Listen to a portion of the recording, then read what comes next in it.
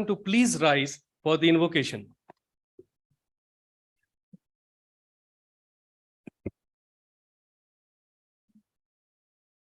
நீராறும் கடலொடுத்த நிலமடந்த கெழிலொடுகும் சீராறும் வதனமென திகழ் பரத கண்டமிதில் தெக்கணமும் மதிசிறந்த திராவிடன திருநாடும் தக்க சிறு பிறை நுதலும் தரித்தனரும் திலகமுமே அத்திலக வாசனை போல் அனைத்துலகம் இன்பமுற எத்திசையும் புகழ் மணக்க இருந்த பெரும் தமிழனுங்கே தமிழனுங்கே உன் சீரிழமை திறம் வியந்து செயல் மறந்து வாழ்த்ததுமே வாழ்த்ததுமே வாழ்த்ததுமே.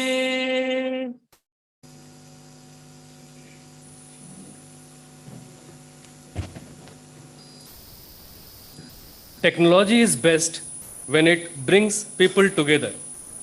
A very good and warm morning to everyone assembled here. I am Dr. Benedict Thomas, Associate Professor from School of Mechanical Engineering.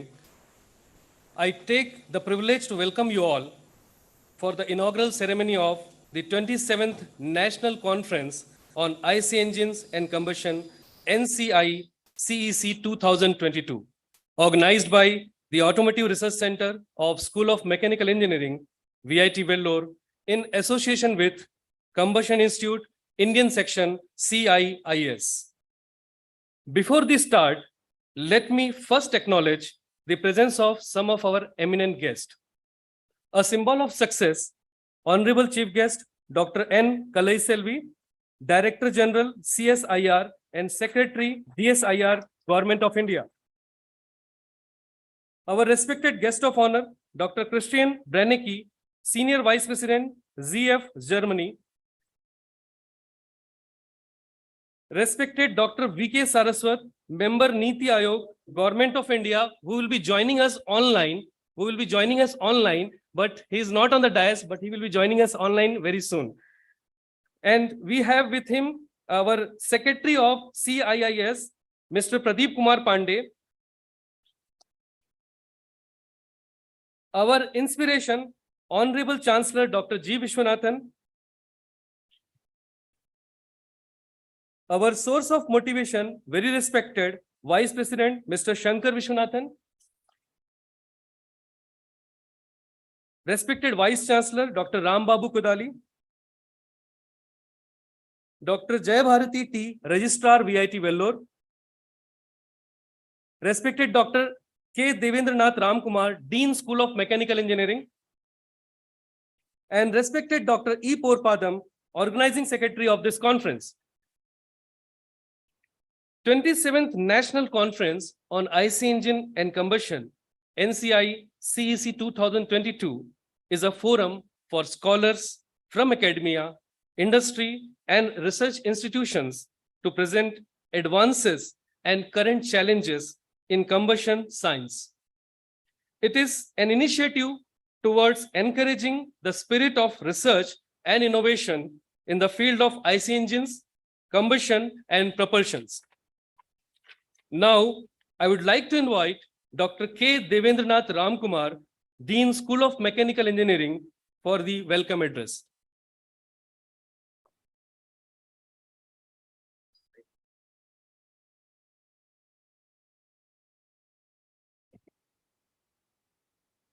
A ray of light is a ray of hope. Let's all leave the darkness and step towards the bright path. To begin this auspicious occasion, we will have our traditional lighting of Kuttuvelaku as a tribute to Mother Saraswati, the goddess of knowledge. I request all the dignitaries on the dais to light the lamp and symbolically inaugurate this program.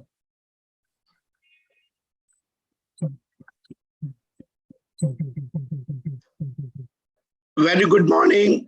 This is Saraswat reporting from Delhi. I hope I am audible.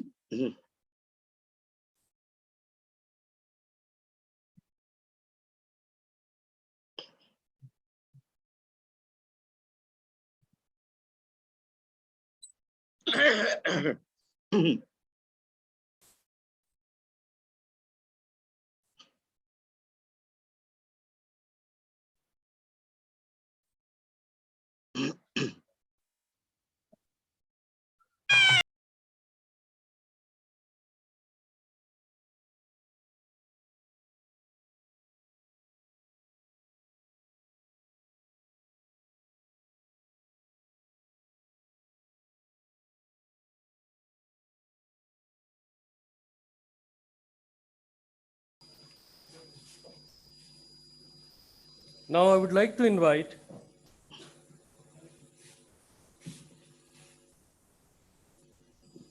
Dr. K. Devendrath Ramkumar, Dean, School of Mechanical Engineering, to welcome the gathering.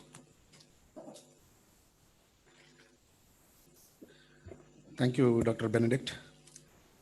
Respected Chancellor, sir, our beloved VP, sir, Vice Chancellor, sir, Registrar, ma'am, our chief guest of this function today, Dr. N. ma'am, the dignitaries on and off the dais, a very good morning to one and all. It is a great pleasure for us to welcome you all to the 27th National Conference on IC Engines and Combustions, NCICEC 2022, and to welcome the participants who have come here to exchange their experience and work together a few days on the exciting field of IC engines and combustion. This conference is being organized by the Automotive Research Center under the School of Mechanical Engineering, Vellore Institute of Technology, Vellore, in association with Combustion Institute Indian Section, CIIS. As we know, the automakers worldwide are embracing an electrified future based on the development reality of today's marketplace. Battery-powered EVs remain confined to significant range restrictions, uncertain resale profiles, a planned obsolescence of powertrain battery life, dependence on the lithium battery whose future as resources may be limited seems questionable. Concerns over the impacts of millions of exhausted batteries as they are added to the waste stream, and even the ability of the nationwide power grid to provide adequate recharge voltage as the population of EVs grows. This conference is aimed at imparting the knowledge and approaches on the internal combustion engine over the next decade. The conference is aiming at addressing CO2 emission restrictions, engine efficiency for reducing those emissions, diesel and traditional gas systems, EVs versus ICE vehicles, powder metallurgy supporting the move to eco-friendly. So these are the concepts that is going to be addressed in the conference. I wish to thank Mr. Pradeep Kumar Pandey, Secretary CIIS, for his presence and support. We wish to thank warmly Shri V.K. Saraswat, Member Niti Aayog, Government of India, for his presence to the conference in online mode. I also would like to welcome Dr. Christian Brenneck, Senior Vice President, of Germany, for gracing this conference by his esteemed presence. It is our honor and privilege to have with us Dr. N. Kalaiselvi ma'am, DG CSIR and Secretary DSIR, Government of India, who has kindly consented to be the chief guest of today's function. Last but not the least, I wish to welcome all the participants for this conference. I hope the stay in VIT will be a memorable one. Let me now close by wishing you a delightful and stimulating conference. Thank you once again. Thank you, sir, for your earnest welcome address. The 27th National Conference on IC Engine and Combustion is recognized as the premier conference for IC engines, combustion, and propulsion.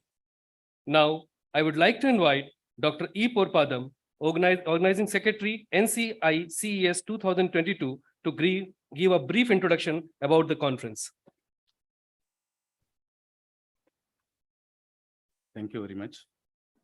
Honorable Chancellor, beloved Vice President, respected Chairman CIIS, respected Chief Guest and Guest of Honor, respected Vice Chancellor, Registrar Ma'am, dignitaries on and off the dais, learned faculty colleagues, dear participants and students, very good morning. It is my great privilege and honor to welcome you with open arms to the 27th National Conference on Internal Combustion Engines and Combustion, NCICEC 2022, being hosted by the Automotive Research Center, School of Mechanical Engineering, and at the edges of Combustion Institute Indian section from 5th to 7th November 2022. At this juncture, I would like to thank Chairman CISS and EC members from CISS for providing us the opportunity to host this biennial Yeah. conference, which is Yeah, I focused on joined the field of virtually. IC You engines see and me? combustion at VIT Vellore. It is my pleasure to brief you all about I NCIC am seeing my 2022. image, but I don't know whether NCIC you are able to 2022 see my aims image. to bring leading academicians, researchers, and students around the Yeah, globe I have joined. for I have exchanging joined and right from the sharing their beginning. I have research joined. experience. Mm. The conference provides a versatile interdisciplinary platform and forum to discuss the most recent innovation, trends, and concerns in the field of internal combustion engines. So with Indian government mandating 40% of the vehicles to be electrified by 2030, the future of internal combustion engines might be a food for thought to many minds. However, the use of electric vehicles alone is not beneficial and not green as portrayed. EV drivers need to find reliable, ready-to-use fast charging technology. Even if we set up charge points every few kilometers on the go, it is doubtful as how long will a person to wait for sufficiently to get the charge on the vehicle. So moreover, in India, 58% of electricity is fossil-based, which remains that electric vehicles is not at all green as it is portrayed. In a recent study published in Nature, it was stated that in some cases, EVs could more polluting than IC engines. Pure electric vehicles for heavy-duty vehicles and commercial vehicles may not be unsuitable. Thus, a one-size-fits-all approach in using electric vehicles alone will not work.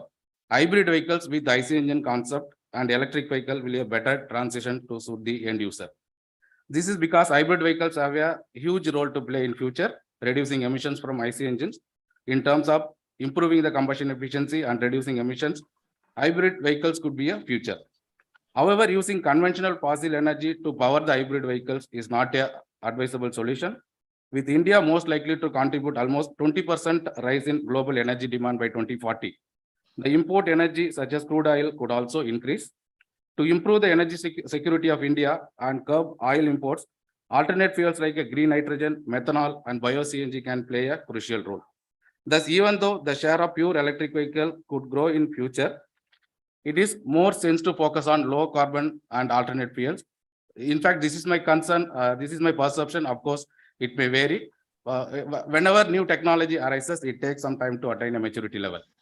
To deliberate more on this, we invited renowned personalities from India and abroad to deliver technical talks on methanol economy, low carbon fuel technologies, modern combustion and concepts, advanced technologies for commercial vehicles, different combustion modes of diesel engines, flameless combustion, modern gasification technologies, and more. In addition to this panel discussion on future of IC engines in the context of electric vehicle penetration, the prominent members of academia and industry will participate, and it will be moderated by Chairman CISS. I am sure that the panel discussion and keynote sessions organized in this conference will be an eye-opener to carry out cutting-edge research in the field of advanced combustion technologies and use of alternate fuels for stationary and automotive applications. We are very much pleased to note the overwhelming response from the authors to our invitation to this conference. We received totally 157 research articles from renowned institutes across the nation, of which 107 have been selected for presentation. The presented articles will be published in Scopus Index Journal. On behalf of VIT and on my own behalf, I would like to thank CIIS Chairman Dr. V.K. Saraswat, Vice Chairman, and Mr. P.K. Pandey, Secretary, and other executive members for extending their support to organize this prestigious conference at our university. For the success of any event, financial support from sponsors is essential. In this regard, so we would like to thank all our sponsors for their contribution and extend our warmest gratitude. I would also like to sincerely thank VIT administration, advisory committee members, distinguished speakers, convener of NCIC 22, members of chairs and co-chairs of technical sessions, organizing committee members, and other faculty members for their efforts in making this mega event a grand success. I would like to extend our gratitude by thanking all other people who have directly and indirectly contributed to the success of this event. With this brief note, I wish everyone a pleasant and memorable stay in the VIT campus. Thank you very much. Thank you, sir. To felicitate our chief guest, on behalf of VIT, I request Honorable Chancellor, sir, to honor our chief guest, Dr. N. Kalai with a shawl.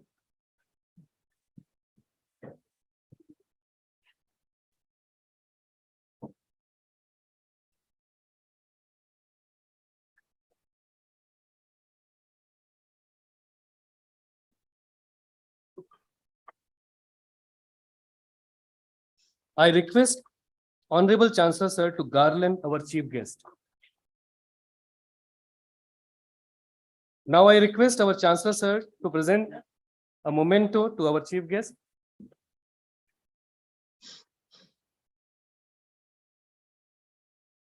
Once again, I request Honorable Chancellor Sir to honor our chief guest, Dr. N. Kalaiselvi, on behalf of Conference Committee NCICEC 2022 with a shawl, with a memento.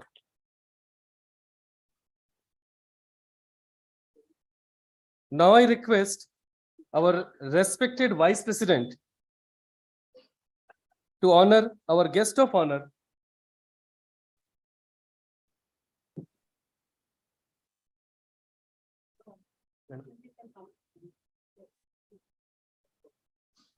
Sir, please. To honor our guest of honor, Dr. Christian Brennecke, with a shawl and memento. As a sign of our love and respect,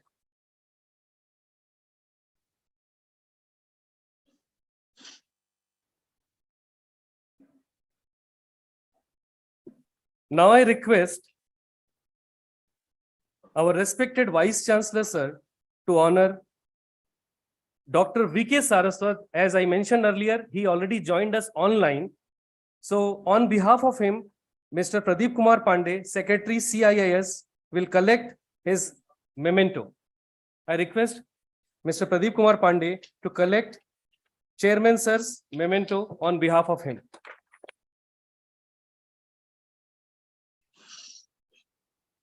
Now, I request our respected Registrar Madam to honor Mr. Pradeep Kumar Pandey, Secretary CIIS, by presenting a shawl and memento.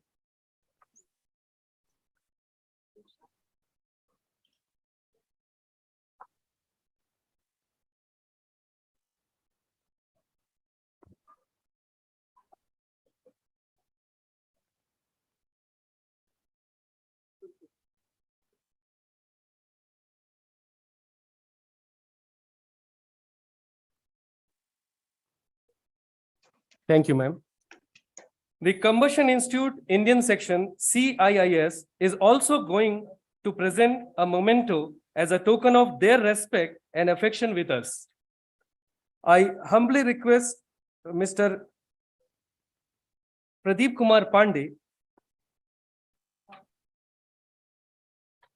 the Secretary. Yeah, yes. I will request Dr. Chari, the former chairman of Combustion Indian Section, to present the memento to Dr. G. Viswanathan.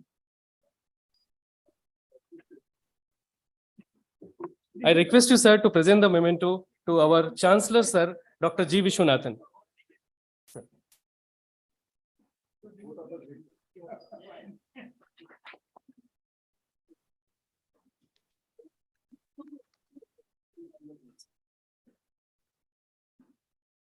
Next, I request them to present a memento to Dr. E. Porpadam, Organizing Secretary of NCICEC 2022.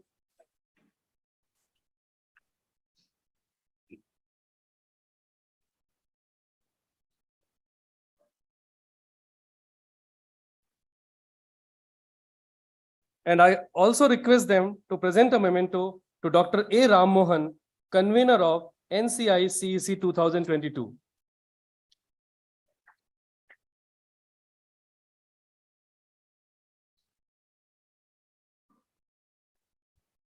Thank you, sir.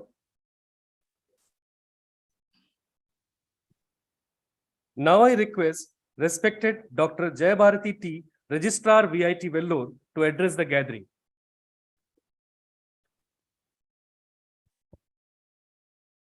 Esteemed Chancellor, respected VP Shankar, Chief Guest Dr. Kalaiselvi, Guest of Honor Dr. Christian Brennecke, Member of Niti Aayog and Chairman of CIIS, Dr. V.K. Saraswat, Vice Chancellor Dr. Rambabu Kodali, Dean of School of Mechanical Engineering Dr. Devendranath Ramkumar, Director of Automotive Research Center Dr. Porpadam, organizers of this 27th National Conference on IC Engines and Combustion, faculty colleagues, participants, and others. Good morning. Today it is very fashionable to talk about electric vehicles, and a hot topic of discussion is how soon will electric vehicles displace vehicles with IC engines. However, a more realistic view is that the talk of the IC engines being displaced completely by other prime movers is very premature. IC engines are there to stay for the foreseeable future, which is why this conference that we have organized is so relevant and important. I welcome our chief guest, Dr. Kalichelvi, Director General of CSIR, to this conference. Now that Madam is here in person, I urge our School of Mechanical Engineering and Automotive Research Center to look for opportunities to collaborate with CSIR in general and the CSIR Indian Institute of Petroleum in Dehradun in particular. Next, let me welcome Dr. Christian Bruneck, who comes from the country that invented both the petrol engine as well as the IC engine. I am sure that your country as well as your company has a lot to teach us, sir.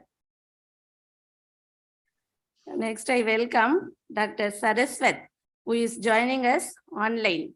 Dr. Saraswat is the chairman of the Combustion Institute Indian section. I am sure that we have a lot to learn from the CIIS too. Next, let me congratulate our Automotive Research Center and the School of Mechanical Engineering for organizing this conference on such an important technology as IC engines. Last, but most important, I would like to gently point out to the participants of this conference and the faculty and students of VIT that it is only in such conferences that the latest technology as well as the cutting-edge research in this field can be learned. So, learn all that you can from this conference. Let me conclude by wishing the conference all success. Thank you.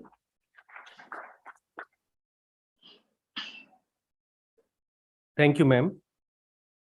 Coming together is a beginning. Keeping together is progress. Working together is success. We are privileged to have Mr. Pradeep Kumar Pandey, Secretary, Combustion Institute, Indian Section, CIIS, with us. To know more about CIIS, I would like to invite Mr. Pradeep Kumar Pandey to give a brief introduction about CIIS.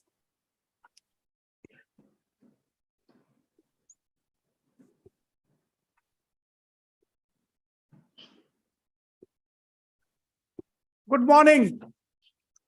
No energy. This is combustion conference. Good morning. Yeah, that's the spirit. So dignitaries on the desk, off the desk, and my dear friends. All of you know VIT. So VIT doesn't need introduction, right? Everyone knows VIT, and sir, we are privileged to be here. But I think when it comes to Combustion Institute, it is so specialized that many people do not know. I know that many of you in this room know about Combustion Institute, but many of those who are just trying to get inducted into their career, they may not know about what is Combustion Institute. So just to give you a little bit of brief about what is Combustion Institute, the Combustion Institute history is not today. It has started in 1954. 1954, at Pittsburgh, US, there was a conference where the world scientists, the combustion scientists were there. And they felt that when they come for the conference, they evaporate. They come, go, but there is no connecting rod. There is no connecting link which can keep this together. So they realized that there had to be a need for Combustion Institute. And we call it CI, Combustion Institute under bracket I, International. So Combustion Institute International was set up at Pittsburgh, USA, 1954. And since then, they have been doing a lot of activity, the Combustion and Flame, many of you know, very prestigious, journals. So a lot of activity they conduct in the name of combustion. Then they realized that just doing in US is not enough. They have to expand. So they started expanding it. They started expanding in different countries. And today, as on today, there are 35 countries participating in Combustion Institute, and they are called affiliates of Combustion Institute. So we are the Combustion Institute Indian section that is called referred as CIIS. So CIIS is one of the 35 countries participating in CI activities. And we got inducted into this, not today again, 1974. So just, how long we have been with them. 1974, they set up in 54. And after 20 years, 1974, we got inducted into it. And since then, we have been conducting conferences, workshops, seminars, and various activities.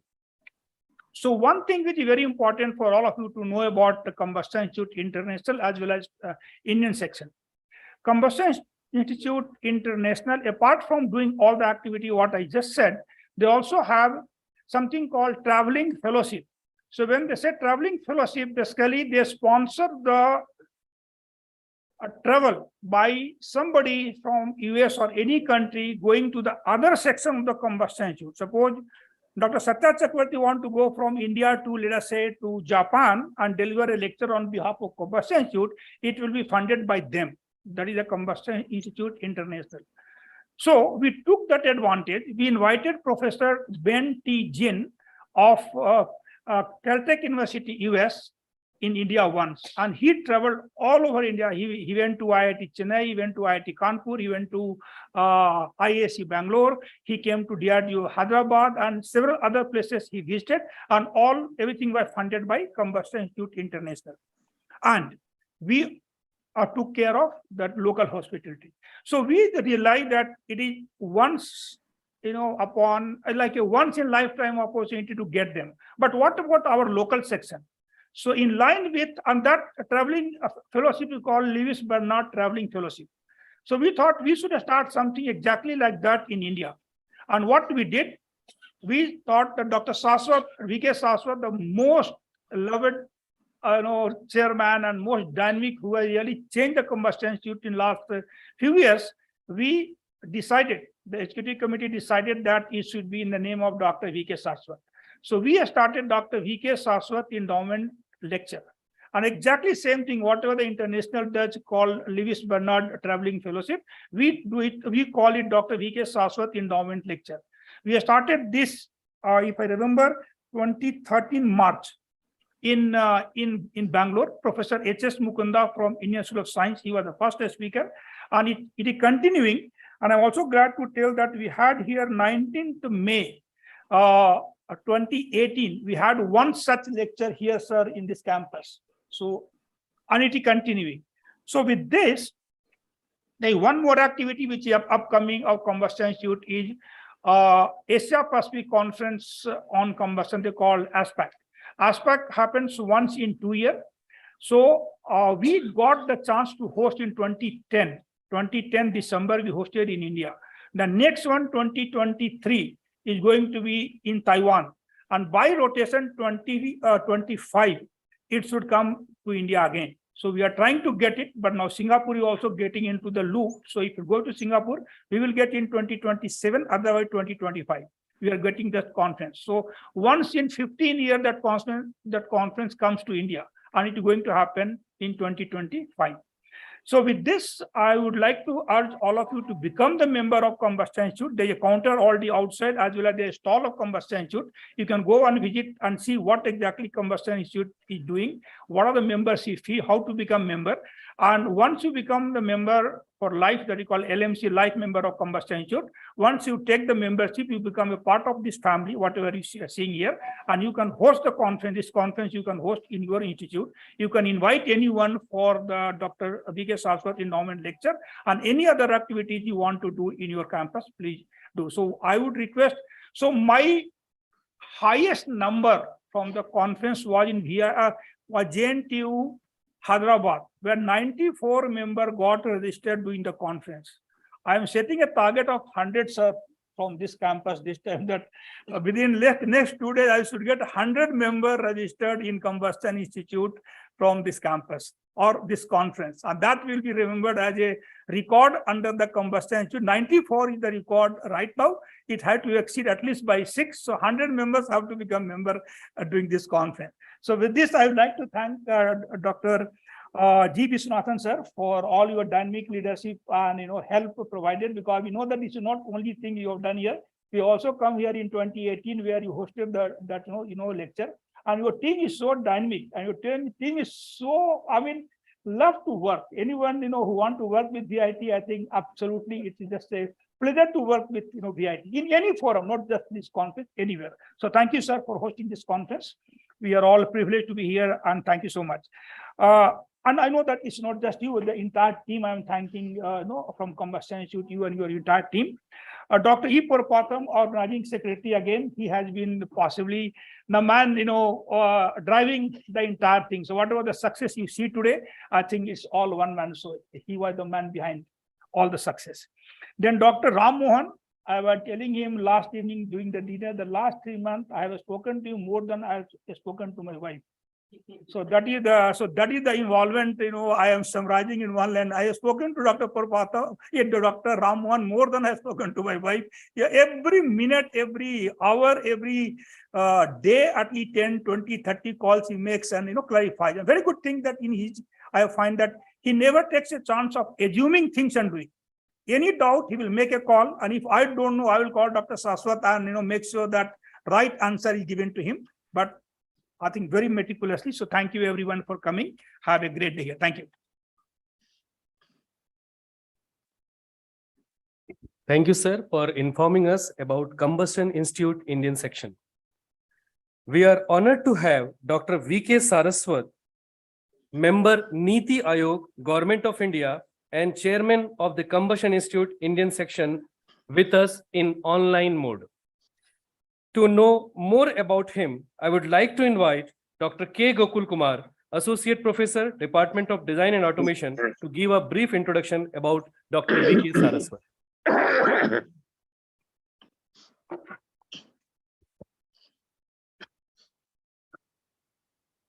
Honorable Chancellor, beloved Vice President, respected Chairman CIIS, Chief Guest and Guest of Honor, respected Vice Chancellor and Registrar Ma'am, dear faculty members, participants, and students, good morning to all. It is my great privilege and honor to welcome the Chairman CIIS, Dr. Vijay Kumar Saraswat. Dr. V.K. Saraswat is renewed for his exceptional contribution in defense research. After more than 4 decades of government service, Dr. Saraswat retired as Secretary DRDO. He did his ME from IIC Bangalore and PhD from Osmania University. He is a remarkable scientist who is still contributing in both basic and applied sciences. During his illustrious career, Dr. Saraswat has been credited with development of missiles such as Prithvi, Dhanush, Prakar, and Agni 5. Development of 2-tiered ballistic missiles defense systems, initial operational clearance of light compact aircraft Tejas, and nuclear submarine INS Aryan. As the Secretary of DRDO, Dr. Saraswat played vital role in establishment of the command, control, communication, storage, transportation, and development infrastructure for strategic nuclear assets to support the nuclear doctrine. He has also played a crucial role in flight evaluation of long-range subsonic missile and long-range radars for tracking incoming ballistic missiles, command control and communication network command centers, and decision support system for defense of national capital region against enemy's ballistic missile threat. As member of Nidhi Aayog, he has initiated a program to develop methanol economy for transportation, energy generation, and production of chemicals, fertilizers, etc. Production agencies, academic institutions, and petrorefineries have been brought on a common platform to leapfrog in methanol economy. Dr. Saraswat is also a recipient of many awards, and most notable among them being Padma Shri in 1998 and Padma Bhushan in 2013. It is indeed a great honor to have such a elite person among us, sir. I would once again like to welcome you to facilitate this conference. Welcome, sir. Thank you.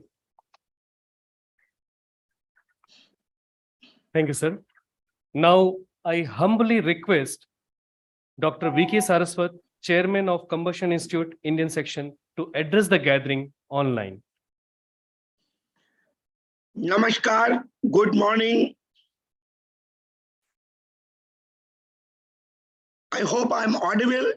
Please confirm. Yes, sir. Clearly audible. Dr. Kalai Selvi, my dear, very esteemed colleague and friend, the Director General of CSIR, Dr. Vishwanathan, again a very close colleague and friend for many years, the Chancellor of BIT, the Vice Chancellors, the other dignitaries on the dais, the guest of honor from Germany. It's a pleasure to have him with us. The members and executive committee members of Combustion Institute, faculty members of BIT, the participants to this seminar, my dear students, ladies and gentlemen. First of all, let me apologize for my absence today physically, but it was absolutely unavoidable. I couldn't help it. Also, my apology for having a very bad throat today, which will find it difficult for you to probably decipher what I am saying. Organizing combustion seminar is very important this time because it is being held in the backdrop of major push being given world over to e-mobility. Often I have been asked this question, with the kind of push which is being given to e-mobility, what is the future of IC engines? I find it sometimes difficult, but I strongly believe that IC engines are going to stay, and they are going to stay in different forms. How we can make it happen depends upon all of us, the scientists, the engineers, the manufacturing companies, and also those who are practitioners of combustion as a subject. I heard one of the speakers talking about transition. All of us know that penetration of the electric mobility is a very, very difficult task, for the simple reason that the batteries as on today, lithium ion particularly, is not able to meet the ends of commercial in vehicles with respect to the power density and the energy density. I find that there will be penetration of the electric mobility in the two-wheeler sector, where swapping of batteries will be possible. The charging times required are another problem, and that is why it is not possible for us to look at the e-mobility without any problems in the near future. However, there's a lot of work being done on alternate chemistries. I have heard aluminum air batteries, zinc air batteries, iron air batteries with better performance and less problems of charging and so on. So my dear friends, we as practitioners of IC engines We cannot wish away that e-mobility will not happen. It will happen, but there's a time to go, and we should make use of this particular time which is available for improving the performance of IC engines. Now, how do we improve the performance of IC engines? And what is the motivation? The motivation is to reduce the carbon dioxide emissions, the greenhouse gas emissions, mainly because that is the thrust of the nation as well as global. Our Honorable Prime Minister has committed that by 2070, we will be net carbon zero. Mobility is one sector which contributes significantly to the emissions. So it is important for us to make sure that all the IC engines which are presently being used should be in a position to reduce the greenhouse gas emissions. A lot of work has been done in the past. We have already gone from BS3 to BS4 to BS6, and we have also used the catalytic converters to reduce the emissions. But still, we find that some of the dirty fuels like diesel and all are not very much appreciated. Today, for example, in Delhi, if I see the condition of pollution, it is not because of mobility, but it is because of the rice husk being burnt in the adjacent states like Haryana and Punjab, which is causing the pollution. But we are stopping the diesel vehicles to be in Delhi because they feel that that is the most polluting. I think we have to come out from this particular scenario by adopting methods by which we can reduce the emissions. One such thing is that we should start working on blended fuels, flex fuels, and also reduce emissions by operating the engines at much higher levels of lean mixture ratios and better efficiency. All of us know that world over in the past, the flex fuels have been used. I have been advocating in the last 4 to 5 years that if we blend methanol and ethanol, as ethanol blending is already going on, we should also go for the methanol blending, M15, M85, and even M100. These fuels, if we are used in the IC engines, they will be able to reduce the emissions significantly. And the pollutants like sulfur dioxide, nitrogen oxide, and other particulate matters will not be there. Only we will have to handle the carbon dioxide, which is not a difficult task to handle. Then comes that today, if you look at how the world is looking at, world is already making major efforts to use alternate fuels. For example, today, if you see the Europe, the marine sector has already made major strides in switching over to methanol. In fact, a large number of European ships and also the East, our Pacific nation switch are switching over to methanol as a fuel for marine systems. In India also now, there has been major effort made by our companies like Kirloskar, Ashok Leyland, who have started converting diesel engines into methanol engines. M100 engines are working CNG engines into methanol engines and demonstrated performance in terms of power, in terms of fuel consumption, and in terms of emissions has been seen. I see in near future, there'll be a significant conversion taking place in this sector. And most polluting systems like the diesel gensets, which are being used today for electrifying the telephone towers, can then be readily replaced by the methanol-based diesel gensets. All of us should realize that the fuel for the future is hydrogen. Now the question is, how do you carry hydrogen? One of the best carrier for hydrogen is methanol or ammonia. So it becomes imperative for us to start working on hydrogen, direct injection of hydrogen in IC engines. And that's why the work which is being done by Professor Ravi Krishna for developing the opposed piston kind of IC engines for hydrogen burning, I think it is important that all the IC engine community starts working on direct injection of hydrogen in the IC engines to give the best performance. So the injectors, the more what we have to achieve is the cost effectiveness so that tomorrow the vehicles which are run on hydrogen are cost competitive with other fuels. That is one.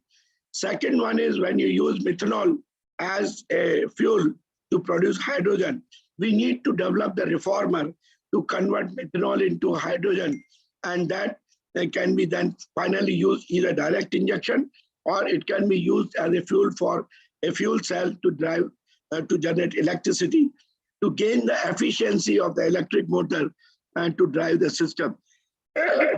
Particularly for the heavy vehicles, I personally believe it is important that batteries will never find a place. We have to only rely on the IC engines, but methanol-based heavy vehicles with reformer and then fuel cell becomes a very good option. I consider this as a low-hanging fruit. Now you will be wondering what is the research as far as methanol reformers are concerned. There are two ways. IIT BHU has already developed a methanol reformer for 1 kilowatt, and Thermax India has also developed a methanol reformer. Indigenously, our efforts are going on for conversion of methanol into hydrogen. Now, these things have to be scaled up, and I request our industry to come forward and take this R&D, which has happened in various IITs, to a next level, so that we become a country for providing reformers of methanol across the world. The problem today is whatever reformers are being produced in the European countries, the cost is very high. So we will have to work on a scale so that this becomes more cost competitive and it becomes more important for us. Friends, there is a requirement for us to keep our research efforts going in the area of IC engines in a big way, particularly for the blended fuels, methanol engines, hydrogen engines, and also the cycles which are going to be like the HCCC and all that. We will have to actually continue to fight this battle. If we give up on this at this stage, thinking that the IC engines has no future, I think we will be going to do a great disservice. The transition till about 2040, I can see the presence of IC engines as much as about 40 to 50%. Only about 50% penetration of e-mobility, and that too will be in the two-wheeler segment will take place. The three-wheeler and four-wheeler segment, the penetration is going to, mostly for the four-wheeler, is going to be very low. So don't get disheartened by the onset of e-mobility. IC engine still has a lot of future, and it's up to us to make it pollution-free, to make it more efficient and make it cost-effective, and work on future fuels which are least polluting. I would like to take this opportunity to thank Dr. Vishwanathan and his team of VIT who helped us to organize this conference at VIT Vellore. It's a matter of great privilege that we have the hospitality of such a great institution. And also, I would like to thank Dr. Kalai Selvi, who has taken pains to come here to inaugurate this function, and also our guest of honor from Germany. It is a pleasure to be part of this, and I wish the conference all the best. Sorry once again for not being with you in person, but I hope the conference will go well and wish you all the best. Thank you very much. Namaskar.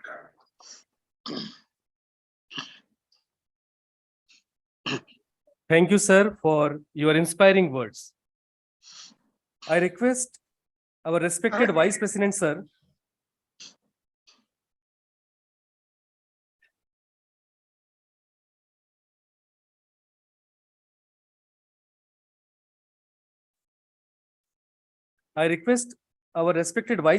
to present a photo frame to Mr. Pradeep Kumar Pandey as a token of memory of today's event.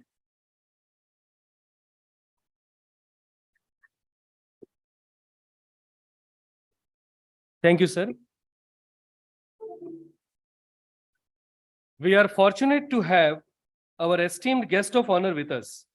To know more about him, I would like to invite Dr. K. Ravi, Associate Professor, Department of Automotive Engineering, to give a brief introduction about our respected guest of honor, Dr. Christian Brennecke.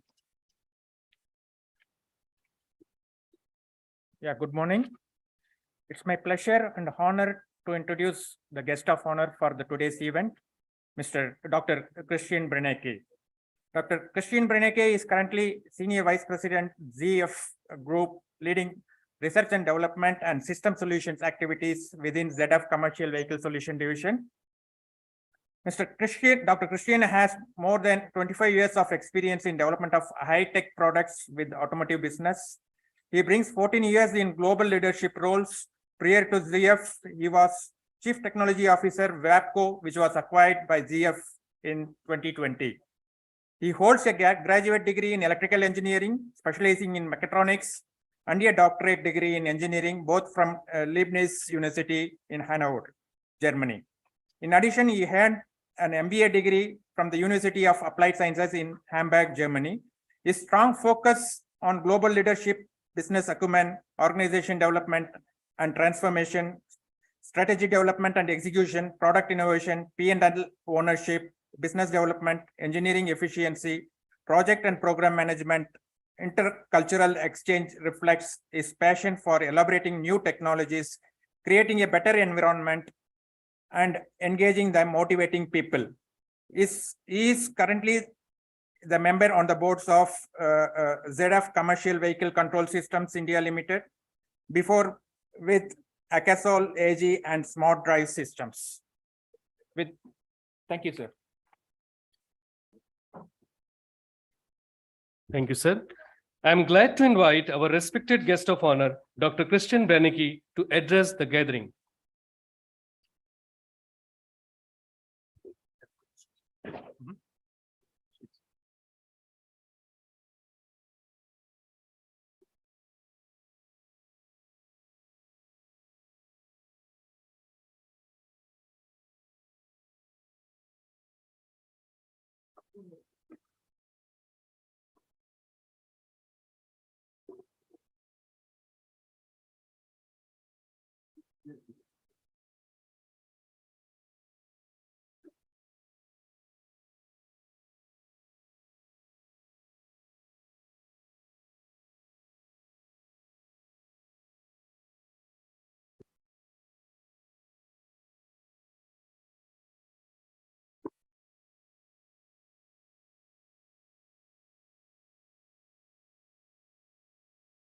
Good morning, everybody, and thank you, Chancellor. Thank you, Friends of Innovation. Good morning, and thanks to have me here and give me the privilege to talk about innovation and the transformation in the commercial vehicle industry. I'm always excited. Normally, we talk about vehicle automation, electrification, and it's even difficult to get a picture on the beamer, but here I have to say it's quite impressive fast, so we can see the slides. Thanks for having me here. I'm representing ZF, Commercial Vehicles Companies. ZF is a company which bought WAPCO some 2 years ago, and I'm very happy to be part of this big organization, which share one vision of zero accidents and zero emissions. And of course, we have discussed today, and it's a lot of concern, does the combustion engine stay? I ought to believe yes for some time, but there's a lot of innovations needed also to get to zero emissions. And this on one hand side is the most exciting time for an engineer and innovator, because so much things are moving on, so much new technology is coming. But being in the business, it's also the most challenging time, because there's so many risks setting on the wrong horse that there's a lot of failure possible, that you're losing a lot. So one side quite exciting, on the other side also a lot of risky and challenging, but this is the spice in the soup and it's make us all happy. ZF, 170,000 people, roughly 30,000 engineers globally. We make 40 billion turnover, investing 3.5 billion euro in R&D every year, so quite a portion. And this is what I mentioned, if you set on the wrong horse, you're falling behind and have to come the way moving forward. We are located in 286 countries, in location in 61 countries. Some of you maybe don't know ZF, it's not the marketing brand. Most of you most likely know Bosch, which is the clear #1 in automotive tier one supplier for passenger car. ZF is number 2 in terms of sales, even when you don't know it. And from a commercial vehicle perspective, clearly the number 1 in the world. We as a company have given a clear commitment to climate neutrality, what we want to achieve in 2040. And that's not by just trading with emissions, really going back to zero emissions as a manufacturing company on the globe. Looking on the commercial vehicle space, so what are we aiming for? We're looking for safe transportation, really zero accidents of commercial vehicles on roads, sustainable transformation, going to zero emissions for these vehicles, and smart fleet operations, using digitalization to making logistics and commercial transportation most efficient way. The core of technologies where we are focusing on the commercial vehicle space is vehicle motion control, so have a safe and stable driving, integrated safety, driver assistance systems up to full automation of commercial vehicles, and of course, electric mobility. And the center of it is how we see it, software and digitalization, because this gets the differentiations and connecting all the different systems to make holistic solutions possible in this way of working. Just to give a glance, what are the technologies we're delivering in a commercial vehicle on the example of a truck and trailer combination. So as you can see, a lot of different components, they all are well connected to work together as a truck trailer combination, starting from air generation, air cleaning, distribution, air actuation, air disc brake, suspension control, braking system, stability control, ADAS, autonomous driving, aerodynamic aids, e-trailer, electric driveline, transmission solutions, transition automations, and I could continue. Quite a broad portfolio, and there's nearly not too much needed that we even could build our own truck. So we have most of the component except chassis frames, but and nothing in the cabin. But from a chassis, we have most of the components available. From an R&D perspective, we have a very strong team of more than 25,000 engineers globally. For the commercial vehicle space, I'm representing, in my team are a bit more than 4,000 engineers. And India is my second biggest country, where I have all my engineers and talents developing all these exciting technologies for commercial vehicles. And you mentioned before the first speaker, I've already shared this. Exciting times and more challenging. We see in this, for us especially, we see a triple transformation in the CV industry. So electrification and the driveline is one. And yes, we see it coming, and I share a glance how we see the world moving, looking from a global perspective, what's going on. And it's coming quickly, and it will come. Always the question is how fast and how we adapt the industry. Second big transformation is the software-defined vehicle, coming from an architecture where functionalities are linked to individual electronics to centralized architectures with more differentiation on software, which creates a lot of complexity, how to manage the whole supply chain from the OE manufacturer to the different suppliers and how they cooperating in one software stack. And third one, automation steps in. Still today, 85% of severe accidents are caused by the driver. So systems supporting the driver to recognizing the traffic, initiating braking systems, automatically definitely help to prevent severe accidents. And the ultimate last goal is autonomous driving, also a field. What's going on where we need to invest to be part of this journey in this industry. Looking on e-mobility, so how we see the world, we're working in scenarios, and we need to build assumptions how we believe the transformation is working. Why is this important? If we believe, yes, industrial combustion engine will stay and the transformation is really slow, we don't have a product for all the market to bring it in. For us as a company, quite a risk. On the other hand, if the transformation takes longer, not bad for us because we have good products what we're selling. So it's an opportunity.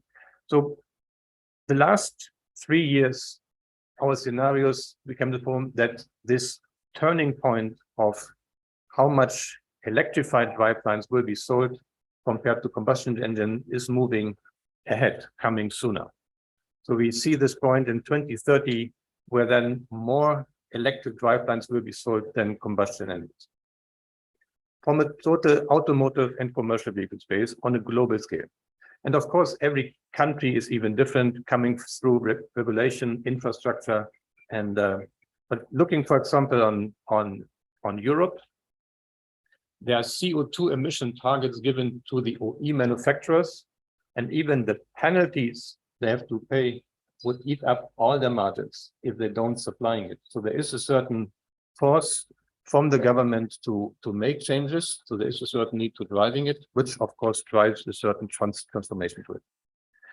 If you transform this a bit more to commercial vehicles, this is the evolution how we see it. And as you believe, you can still see in 2040, there are still combustion engines. Definitely. We see more and more electrification coming. And of course, there are a lot of drivers, as mentioned, comes to different countries in different ways. The society is driving in many countries to seeing it more. And again, if I would look to Europe, there's still the CO2 emission from the traffic is far behind their targets given compared to all different industry sectors around the automotive sector. However, there's a lot of uncertainty what we need to see, a lot of technologies which will come and have to come to make it work. And in this one, we see actually, again, looking on the commercial vehicle space, these two different fractions of left side, the combustion engine side, where, again, we have a strong position and can support this industry today with our existing technologies. Nevertheless, see a shift from the classical diesel engine and the combustion engine towards leveraging e-fuels and other fuel technologies. Recently, a lot of CNG, LNG combustion engines are launched in Europe and also in some other countries. Due to the Ukraine creek, we see in the strong gas price increase, it's drawn back again, so that they're going back again to diesel engines. But also the hydrogen combustion engine is a technology which gets a lot of push from many OEs, where we see a lot of customers going and innovating into that path to make such a solution working. On the other side, really shifting from combustion engine then will be to electric drivelines, and the battery electric more for the distribution traffic of commercial vehicles, where the ranges are limited to 300 to 400 kilometers. But for long haul distribution, and also see it in India, the roads getting more stable, the speeds getting higher, the distances the trucks can go every day are limited with battery electric to 400 to 500 kilometers to today. Still, the innovation on battery technologies moves forward, integration gets higher, ranges getting slowly up, but still it's quite limited for the long haul transportation, where I see combustion engine right now to further improve funds and then to ultimately fuel cell as seen as the most promising CO2 free emission technology for this technologies. And all of these going then to an electric driveline using e-motors, where also a lot of innovation is moving on. And just to getting dense today, we developing a truck and an engine, launching it and selling it for several years. Still on the e-mobility, there's every year coming a new motor with higher efficiencies, smaller integration, lighter weight. So a lot of innovation is going on. We have to find a way to continuously bring this into markets, which is definitely a burden for the OE manufacturers and the suppliers to invest all of this simultaneously to bring these technologies to market. Besides this, we as SEDEF investing also in this fuel cell technologies, offering total stacks of fuel cell. Energy management becomes a new field where a lot of also new technologies are required and getting managed, because you have multiple systems connected and you have to manage the energy around the truck, and you can recuperate energy from the driving operation and bring it back into your system, but you have to manage.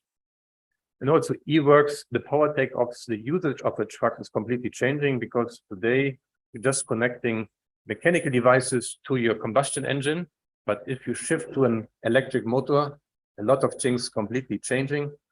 So we need new technologies also in this space. From our side, CIIS is not only looking on the truck itself, also the trailer is an important element because this basically transport the goods. And this is why even trucks are there, to pulling trailers sometimes. In India, it's a bit different. There are a lot of trucks who carrying up to 55 tons as rigid trucks. Some other countries, again, focusing more truck trailer, making a swap of trailers to gain here efficiency. Not a trailer can contribute by equipping with more technology strongly for fuel saving. So we introduced the e-trailer, so integrating an electric drive to the trailer, which can save up to 16% fuel for a combustion engine. Also, aerodynamics on the trailer, when you're going with higher speeds, can save up to 7% fuel. And you know, it's a lot of investment needed to save 7% fuel on the tractor. So there are technologies what we have to use looking on the truck holistically and not only on the engine by connected systems. And last but not least, digitalization, the truck, the technologies, the engine getting more intelligent, the intelligence can be leveraged, connected, data can be connected to the cloud, connected with additional data from outside to provide really services to the fleet owner, the ones who operating the trucks, to operating there more intelligent by planning the most efficient routes going from A to B, or recognizing traffic jams and redirecting people in other ways, or planning to drive on different times.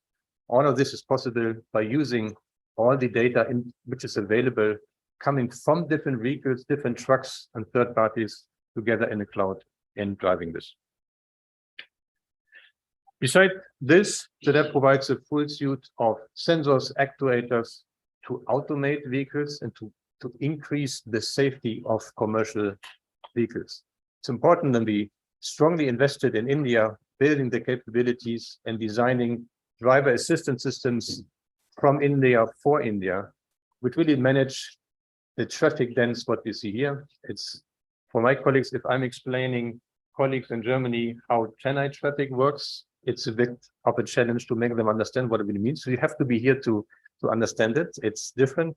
Many countries are completely different in traffic, and this needs to be adapted, developed, and designed here. So we're providing a whole suite of sensors recognizing this traffic to help the driver being conscious on the road and driving the truck safely, to avoid all kinds of accidents with pedestrians, bicycles, other trucks, other passenger cars, installing reversing systems, avoiding turning and hitting bicyclists and vulnerable road users, and enhancing this safety with more vision, more sensors around the vehicle, going to ultimate autonomous driving. What we exploring with shuttle technologies, using minibuses with 12 people up to 25 people, fully equipped with sensors, fully autonomously transporting people on airports and other areas, where actually we have already transported more than 2 million people with our systems fully autonomously without the driver on public roads to bring these technologies to a mature state. And these technologies be transformed towards commercial vehicle, providing fully autonomous commercial vehicles, to in the first step coming to autonomous depots, to avoid any accidents, gaining efficiency and making the logistic even faster. With this, a very small glimpse about what we're doing. Again, thanks for having me here. I'm sharing your concern about commercial vehicles and combustion engines, but there's a lot of new exciting stuff to come. We all need these innovations to bring down the CO2 emission, to make this a better world with, for our children and the next future. And this next generation mobility is coming now. It's not in 20 years, it's not in 10, it's starting now. So I wish all of you with this very great success in this conference, and hope to see you soon here later. Thank you.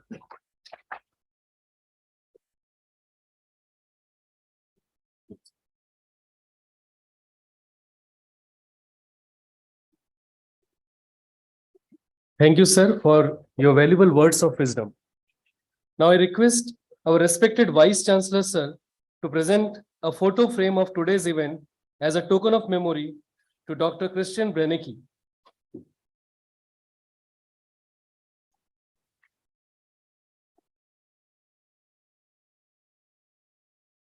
Thank you, sir. As a remembrance of this event, NCICEC 2022, we come out with a souvenir containing the research papers that are to be presented in this conference. Now I request our Honorable Chancellor, sir, to release the souvenir and hand over the first copy of it to our chief guest, Dr. N. Kalej LV, and other copies to our guest of honor, Dr. Christian Brennicki, Mr. Pradeep Kumar Pandey, and all the dignitaries.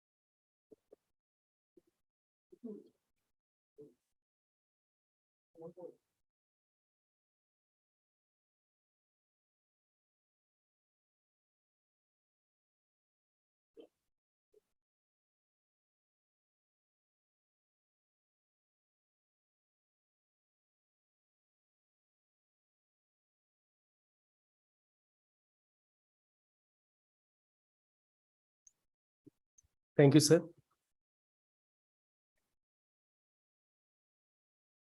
One machine can do the work of 50 ordinary men, but no machine can do the work of one extraordinary man.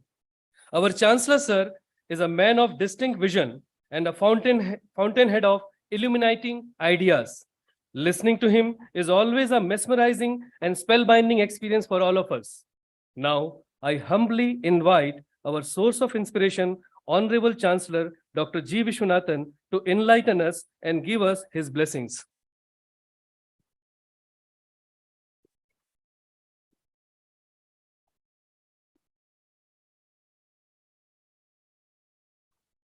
Our chief guest of today, Dr. N. Kalej, Director General of CSIR and Secretary DSIR Government of India, for this 27th National Conference on IC engines and combustion.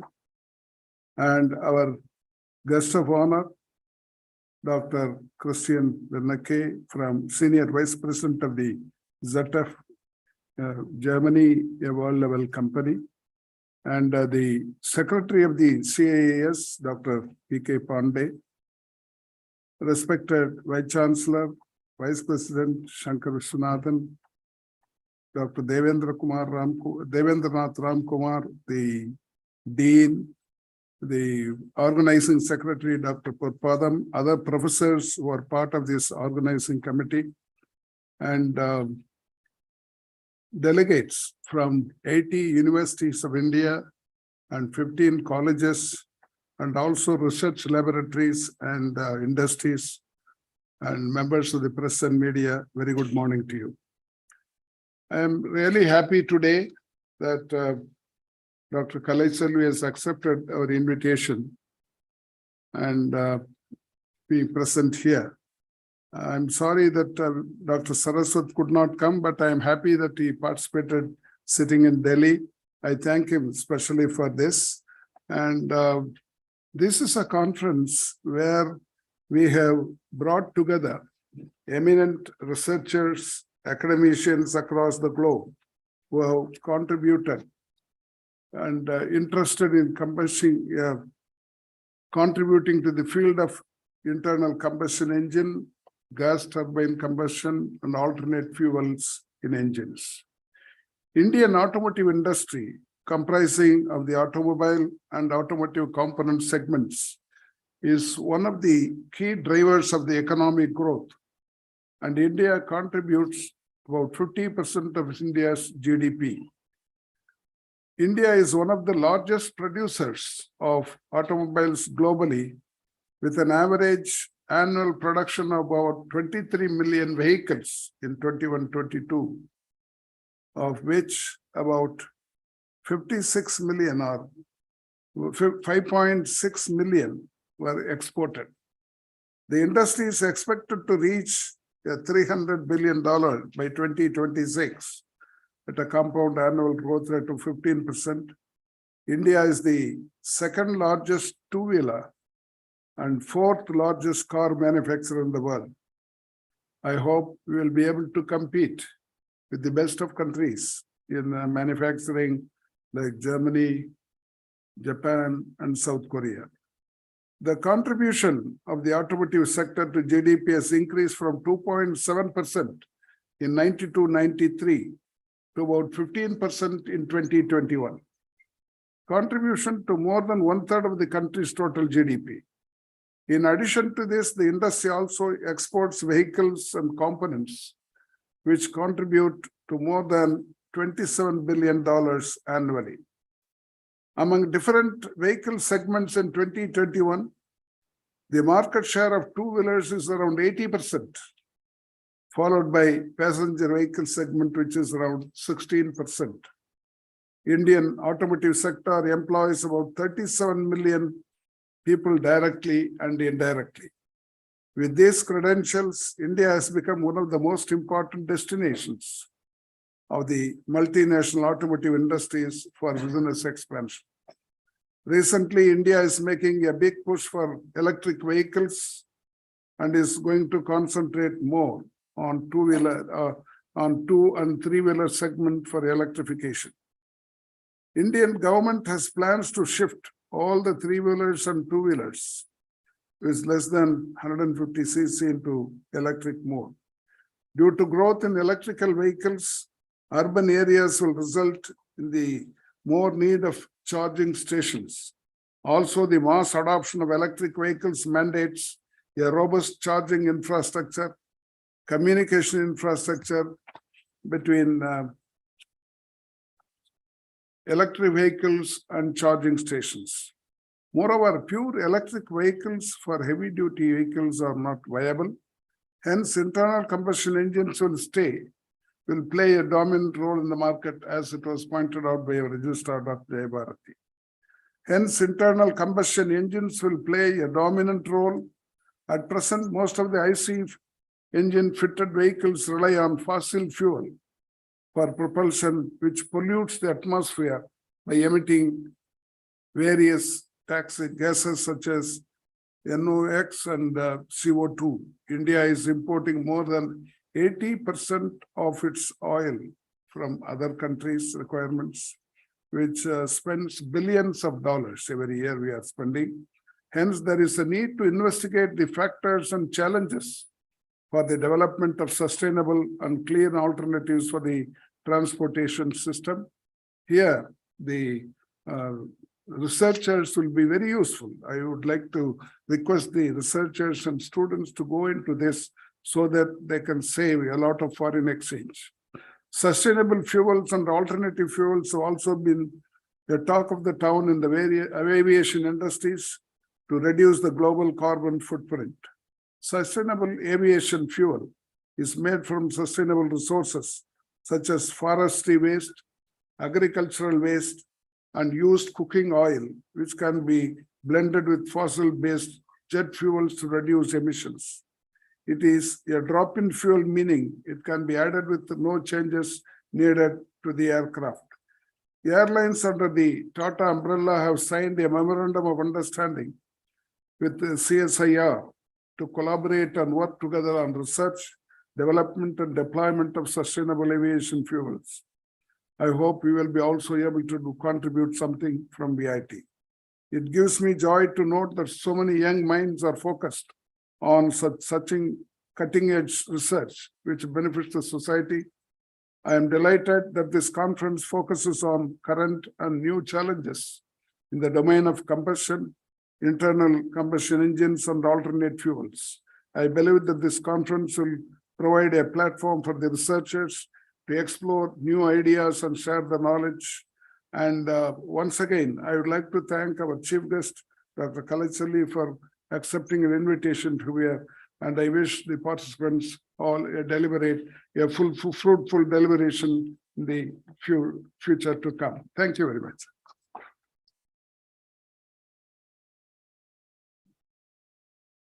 Thank you, sir, for enlightening us with your kind words of wisdom.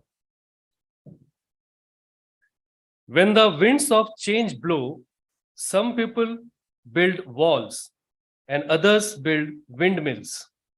We are honored to have a symbol of success, our chief guest, with us. To know more about her, I would like to invite Dr. C. Ramesh Kumar, Professor, Automotive Research Center, to give a brief introduction about our respected chief guest, Dr. N. Kalai, Director General, CSIR and Secretary, DSIR, Government of India.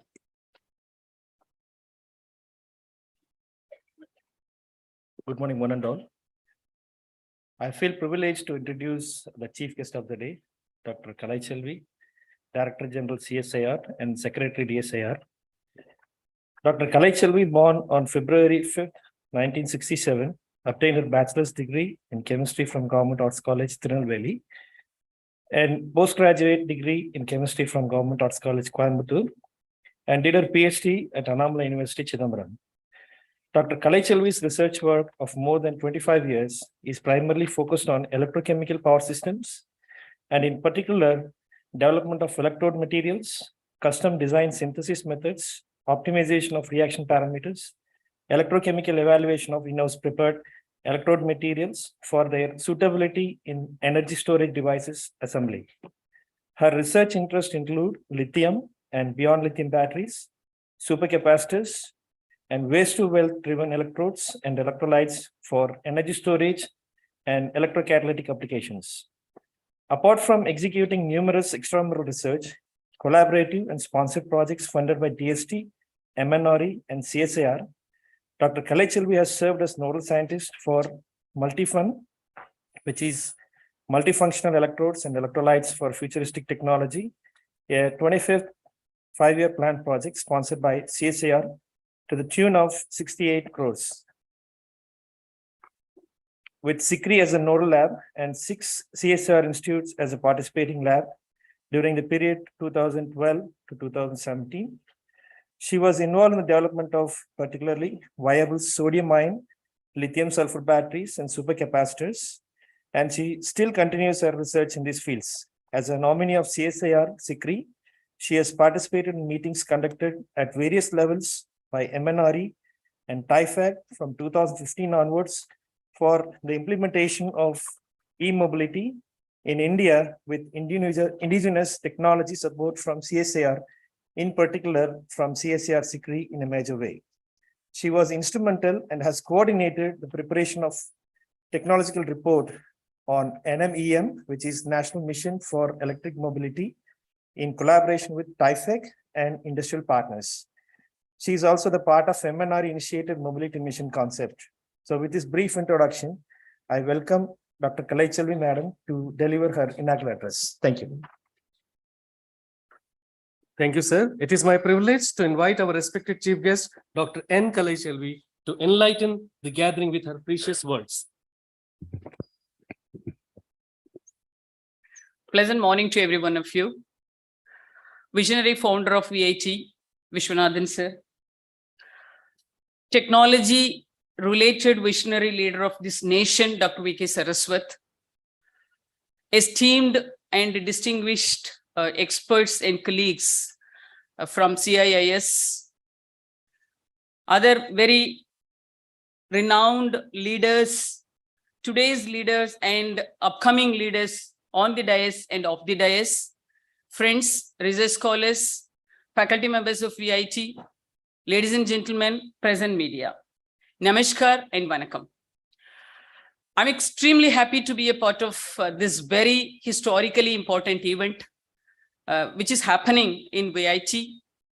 VIT, which is known for making number of revolutionary changes, not only in the field of education, but also in the field of research and development.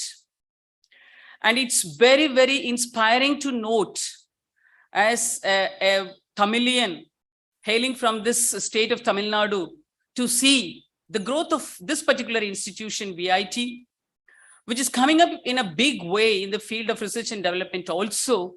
And they're proving their technologies for their commercial viability and for implementation in real-time applications in very many areas, which I have closely observed and experienced too. And it's a great handshaking that they're always coming forward and volunteer their service, both in terms of hosting some institution, hosting some important events, and by allowing their faculty and research scholars to collaborate and to work with not only nationally important organizations and industries, but also globally renowned industries and institutions and research organizations. In that particular fashion, this particular conference, which is going to talk, and you will have a deep dive discussions in terms of IC engines. What is the role of IC engine today? And how are they going to take a kind of a change in the coming days? And what is it that we are supposed to do? Friends, we're all living in an era where changes are happening every now and then. Once upon a time, technology means we wanted every technology to be long-lived. Because even I used to narrate a kind of a story. Me and my husband, we used to narrate a story to my daughter that once upon a time we had one bicycle, which was, the owner was my grandfather. Then my father became the owner. Then we became the owners. To get the ownership of a bicycle, we were waiting for so long years. And I was also riding that bicycle. And I wanted to keep it for you also, but unfortunately, you are not having any kind of an affection towards bicycle as well as cycle riding.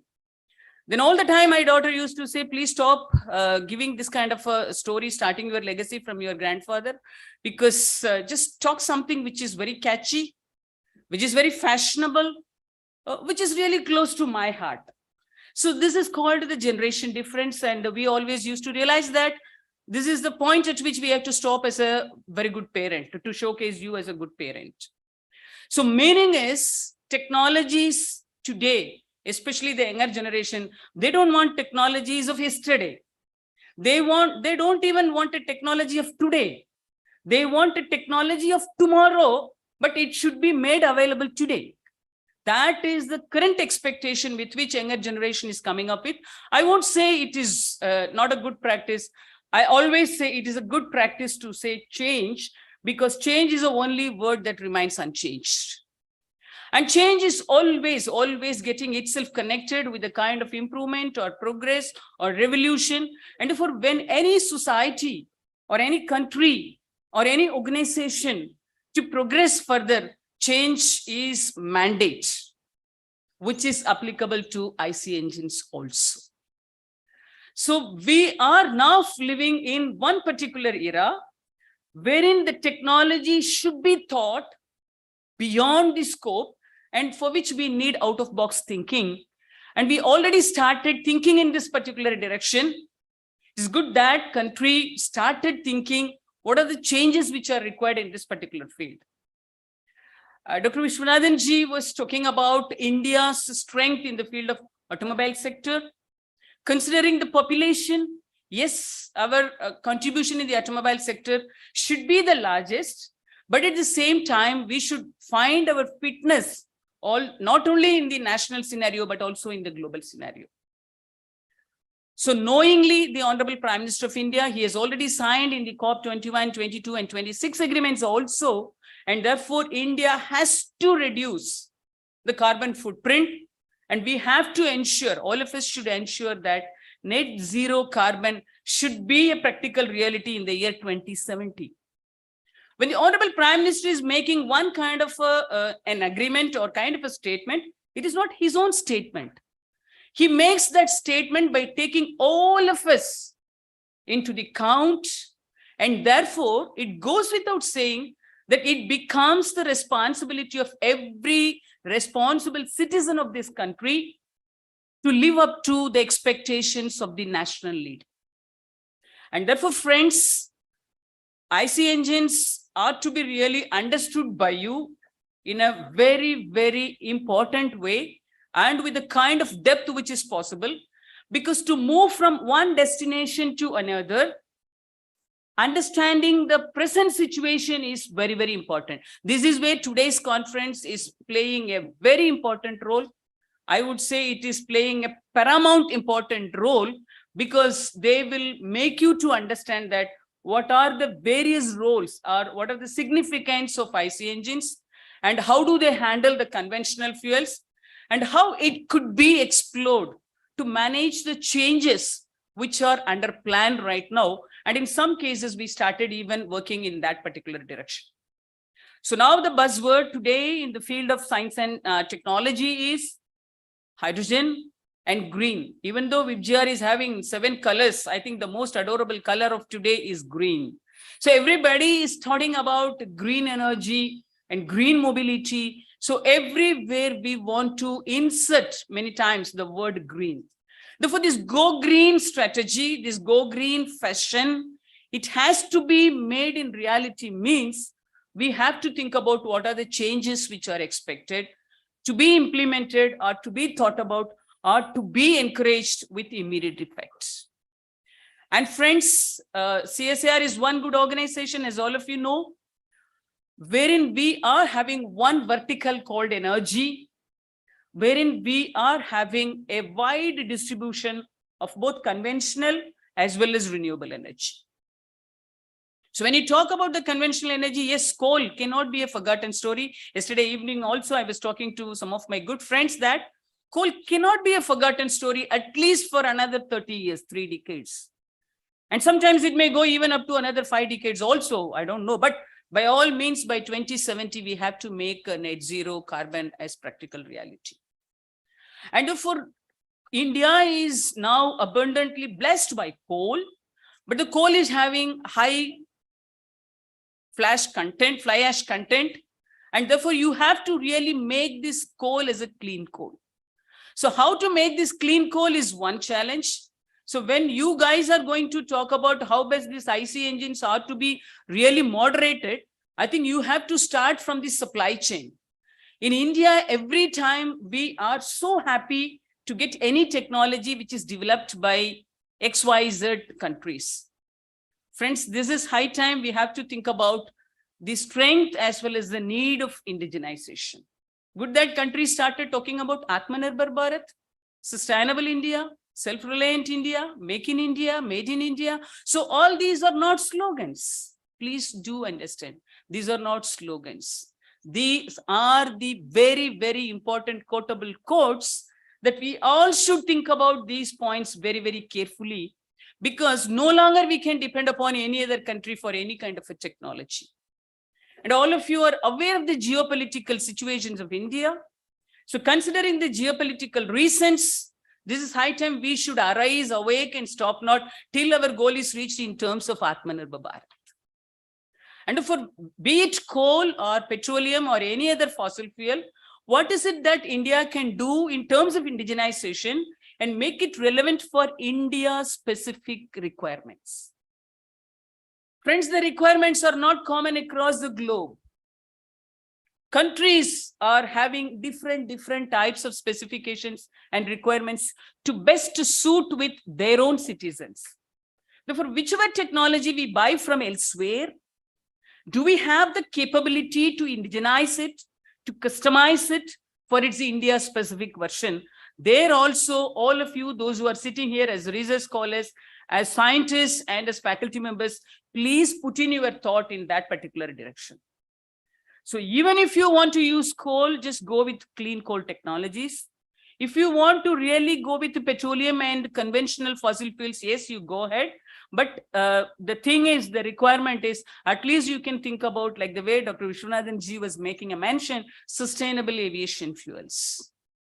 Yes, we are closely working with the different flying sectors. Already SpiceJet has demonstrated few demonstration flying hours with the biojet fuel of IIP Dehradun. And recently we have signed an MOU with Air India also.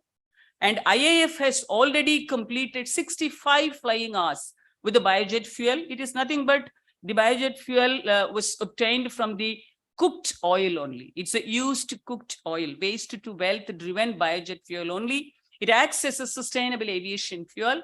65 flying hours has been completely successfully demonstrated. And we are now targeting for 200 flying hours. And I'm hopeful and I'm extremely confident that we'll be able to complete these 200 flying hours also in the coming days. So these are completely conventional. Now we have a mid-member who is the hero. So which is nothing but hydrogen. So hydrogen, it is a middleman. This could be connected with the conventional as well as with the renewable energy also. Because from coal also now we are trying our level best to get hydrogen.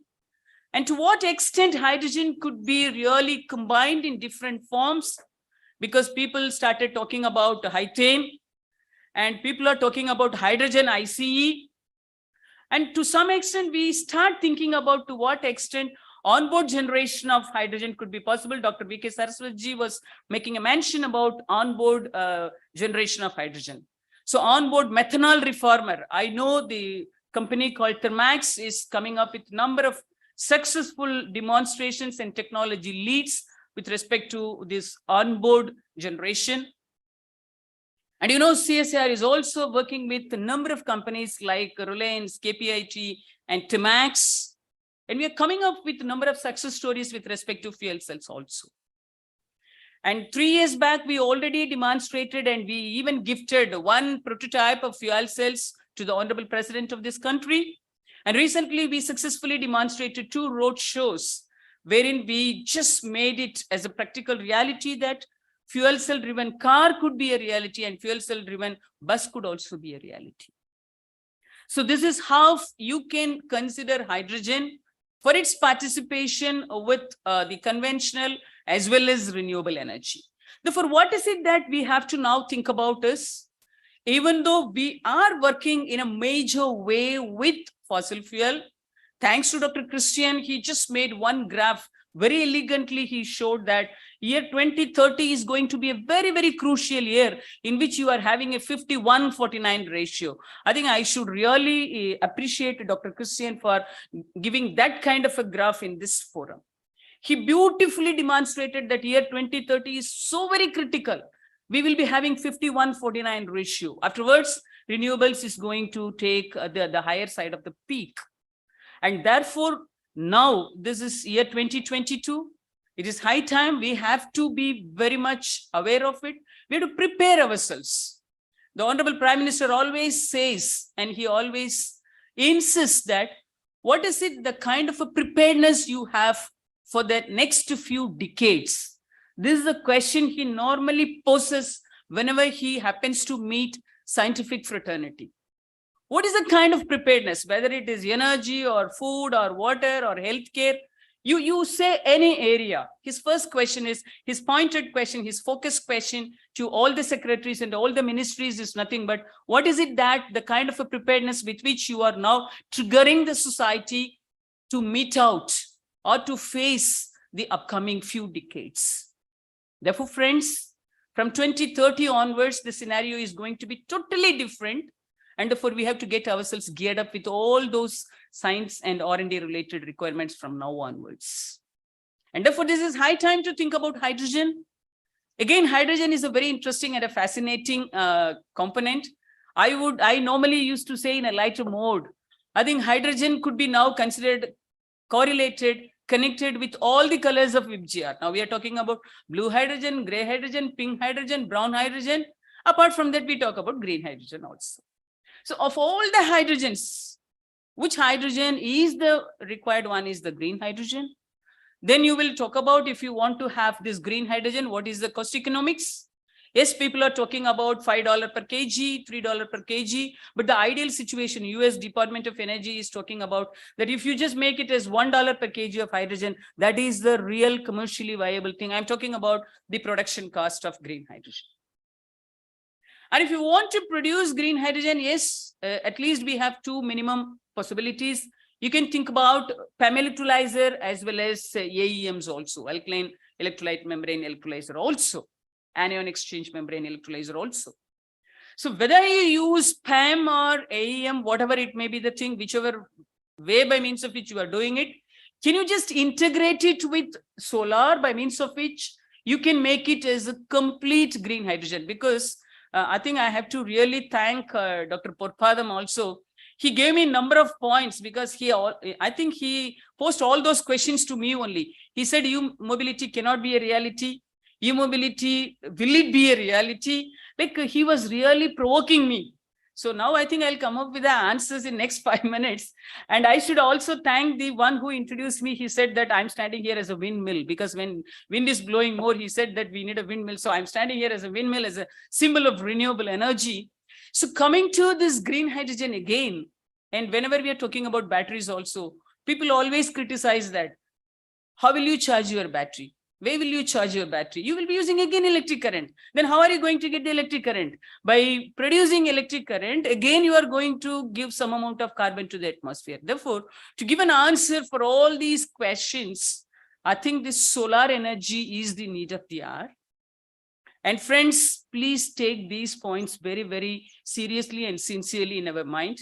I'm talking very openly because solar energy, even Dr. Saraswat ji also will completely agree with me because he as a leader only posed many times these questions to me also, including me also with many other leaders. When we are talking about this solar energy, how much is India's contribution? How much is the extent of indigenization? 100% indigenization need not be today's agenda, but at least more than 60%, more than 70% of indigenization should be the agenda.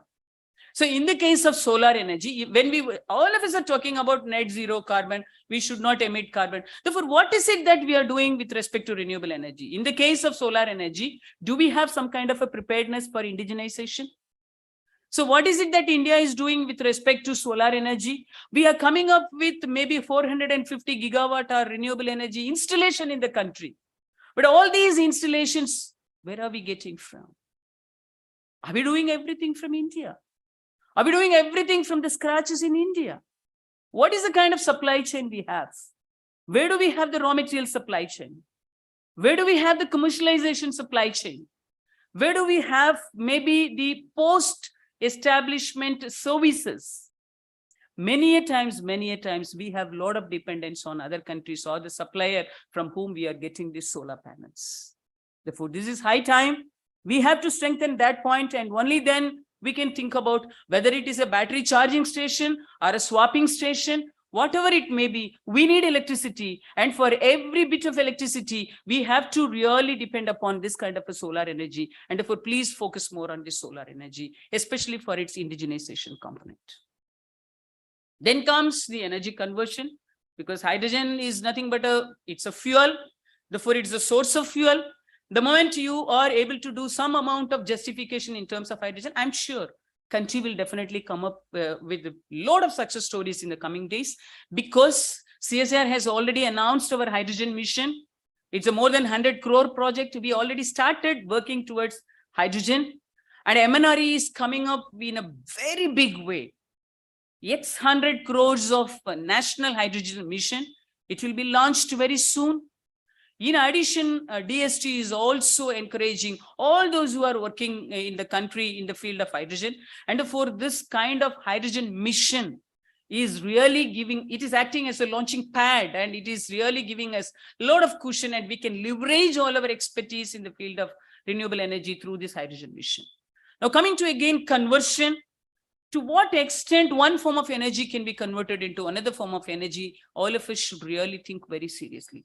Because we all know that law of conservation of energy is nothing but energy can neither be created nor be destroyed, whereas one form of energy could be converted into another form of energy.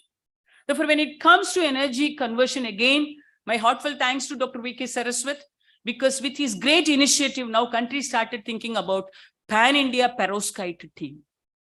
Dr. Saraswat only realized that energy conversion is also equally important. We cannot just stop ourselves with energy generation alone. Energy conversion is also needed, and therefore recently he initiated Pan-India Perovskite team, wherein number of organizations like IIT, IISc, CSIR, and very many institutes are also there. I think maybe VIT also can find a place because it is a Pan-India Perovskite team initiative. So we have to really consider to what extent we can strengthen the energy management and energy audit of this country by means of working in a big way in the energy conversion area. Now comes the last sector, which is called energy storage. Whatever energy you produce, whatever energy you convert, where will you keep all these things? Where will you store all these things? Therefore, you need energy storage devices. That is where we have to think about batteries. Again, in batteries, very, very interesting and arguably interesting questions I used to face. The moment I say I'm from lithium batteries, first question is, every reporter will ask without any hesitation. First question will be, ma'am, you are from lithium batteries. What do you feel about battery fires? Friends, I will tell you, every technology will have initial hiccups. When electricity was introduced in the globe, initial days, we were totally afraid. We were really afraid of electricity. But today we are sitting on electricity knowingly. Wires are passing by. Now we know how to handle electricity. Even though electricity is known to give us shock, now we know how to manage electricity. This is nothing but living with electricity, managing the technology with all its plus and minus. Same thing is applicable to lithium battery related technology also. It is not a very, very mature technology, and therefore the understanding and the awareness is not that high. And therefore today, every time, the moment I say lithium, two very hard questions is, one is battery fire, the second one is, where do you have lithium? So for these two things, I will say, like every technology, slowly we will also understand how to manage lithium batteries, how to handle lithium batteries, how to live with lithium batteries, and how to augment lithium batteries for their safety related aspects. And therefore, days are not so far off. All of us will start celebrating lithium batteries. And one day we will say, I cannot live without lithium battery. But today itself, I am telling, the fact is that we cannot live without lithium battery. Why? Because we are having one inseparable component with all of us, which is called the mobile phone. So this mobile phone is an inseparable organ or ornament of every one of us, which is powered by only lithium battery. And therefore, lithium battery has to be really mastered by this country for its indigenization. Now, coming to from where will you get lithium? Don't worry about the amount of lithium that is required for lithium battery, because the exact amount of lithium that is required for lithium battery is less than 0.2%. And but don't worry about that lithium is a king and it is a major part. It is not so. It is only a player which is going, but it's a shuttling player between anode and cathode. That's all. It's a very tiny metal ion which is giving all these magics. Therefore, if we collect all the batteries that we are using today in the country, and if we are able to recycle, if at all we are able to recycle all the used batteries and get this extracted lithium for its second use, I think we can address 1/3 of the futuristic requirements of lithium battery in the country. Therefore, 1/3 requirement is already finished. Now we have to worry about only the 2/3. So this is how now we have to really come up with what is the best way of managing my requirements. This is how we have to always think about. Always the salary will be 1 rupee and the expenditure that is posted by the family will be 10 rupees. But a good parent will be knowing how to manage between the number 1 and 10 and to keep the family very happy, which is applicable. The same formula is applicable to the nation also in the wider sense.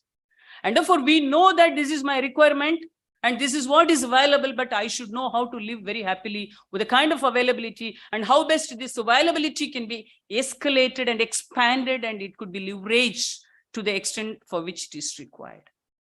And therefore, friends, putting together all these points, I will say for every country, there are 5 strategies or 5 securities which are very, very important: food security, water security, energy security, health security, and strategic security. India is doing very good in all the 5 dimensions, and especially when it comes to energy, we can play a very, very lot more important roles, because energy could be created, converted, and stored even by using waste to wealth attempt. So this is where all of us should really think about. And once upon a time, I do very well remember consciously, the scientific community, we all told the top level leaders of this country that India could be considered as the world's largest hub to consider waste to wealth driven technologies. Therefore, what is it that you as a young researcher, you as an upcoming leader in the field of science and technology can contribute in the field of energy? Please start thinking in all these directions. So more than me, you have all the experts in the field of IC engines.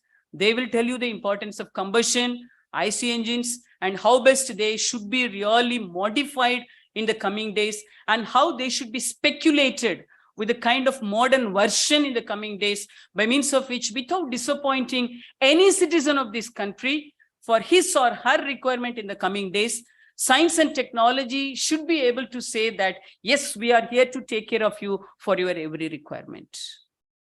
Nature has already blessed us, blessed this country abundantly by means of resources, in terms of water, in terms of air, metal, material, everything is available. But how best we are going to manage, that is where the challenge lies. And that is where science and technology can also play a very vital role. And I really consider this conference is one such very important event that will also really give an eye-opening experience to the youngsters. This will build in more confidence. This will encourage them. This will handhold them.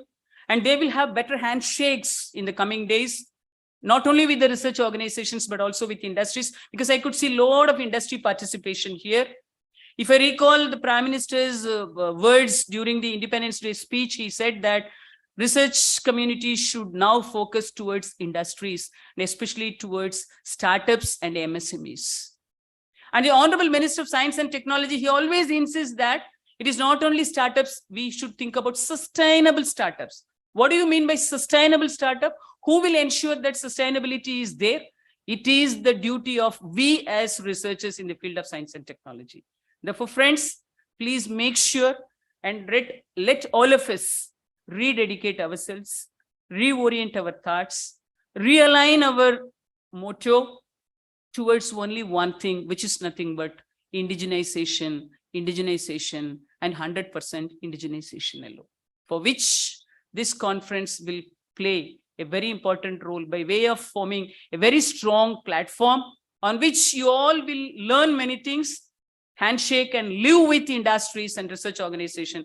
With this kind of a hope, I wish to thank the organizers for having given me this wonderful golden opportunity to meet all of you and to share my thoughts in this wider forum, with the blessings of all those who are sitting here. And thank you once again. My special thanks are due to Dr. V.K. Saraswat. I wish this conference every success, and I wish each and every one of you great days ahead. Thank you very much. Namaskar. Vanakkam.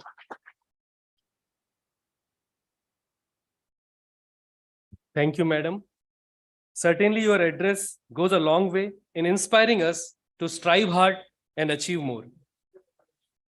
I request our Honorable Chancellor, sir, to present a photo frame of today's event as a token of memory to our chief guest, Dr. N. Kalai. Okay, I request our Vice President, Mr. Shankar Vishnathan, sir, to present a photo frame as a token of memory to our chief guest, Dr. N. Kalai.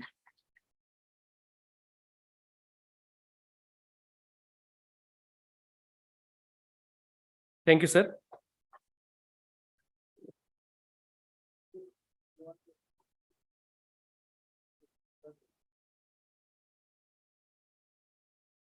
A good event never ends in the world. They take only a pause and keep us awaiting for the next. Now, I would like to invite Dr. A. Ram Mohan, convener NCICEC 2022, to propose the vote of thanks. Thank you, sir. Good morning to one and all present here. Warm greetings to our Honorable Chancellor, sir, esteemed guest and Vice Presidents, Vice Chancellor, Registrar, Professors, Research Scholars, students, and all of others joined today in this mega event. I, Dr. A. Ram Mohan, convener of this conference, on behalf of our institute, wish to extend a vote of thanks. Firstly, I'd like to wholeheartedly thank our Honorable Chancellor, Vice President, Vice Chancellor, Pro-Vice Chancellor, Registrar, and continuous support and encouragement for organizing this mega event. Next, I would like to express our deep sense of appreciation to the distinguished guests, starting with Chairman of CIIS, Dr. V.K. Saraswat, our chief guest, Dr. N. Kalai, and our guest of honor, Dr. Christian Benerke. I thank you all for your valuable presence and gracing this event. Next, I would like to thank Mr. P.K. Pandey, Secretary CIIS, and all executive committee members of CIIS for giving us the opportunity to host the 27th National Conference on IC Engines and Combustion in VIT Vellore. Further, I would like to extend our gratitude to the plenary session speakers, keynote session speakers, and panel members for their efforts and support. I would like to express our gratitude to the faculty and student participants from C. Abdul Hakim College of Engineering Technology, Kingston Engineering College, and Global Engineering Institute of Technology. Further, I would like to take opportunity to record our heartfelt thanks to our Dean, School of Mechanical Engineering, Director, Automotive Research Center, and all HODs of the school. I would also like to express our gratitude to all faculty members, staff members who supported in this mega event huge success. I would like to thank all the office members of PRO, Transport, Finance, CTS, and all making wonderful arrangements. I would like to also thank all media members and publicity team for taking our event to the greater heights. We would like to thank all our sponsors for their contribution and extend our warmest gratitude. Last but not least, I would like to thank all the participants for our active participation. Thank you all and enjoy your time in VIT. Jai Hind.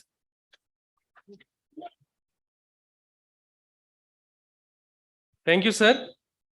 I request all the dignitaries, delegates, and participants to assemble at main portico for photo session, followed by tree plantation. And we are very happy to announce that unveiling of self-driving car developed by VIT will be done by our dignitaries after the tree plantation at the main portico. The plenary session followed by panel discussion will be continued here after the tea break. Thank you all.